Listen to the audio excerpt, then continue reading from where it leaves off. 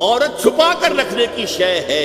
المرأۃ کلھا عورۃ، عورت کہتے ہی اس کو ہے جسے چھپا کر رکھا جائے.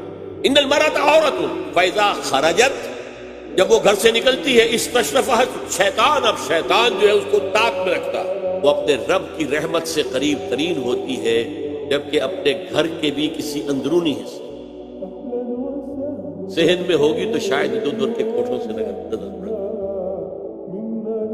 اسی لیے فرمایا مردوں کے لیے مسجد میں نماز افضل 28 گنا، اور عورت کے لیے گھر کی نماز مسجد سے افضل، گھر کے صحن کی مسجد سے افضل، دالان کی صحن سے افضل، کمرے میں اس سے افضل، اور کمرے کی کوئی بغلی کوٹھڑی ہے تو اس میں سب سے افضل.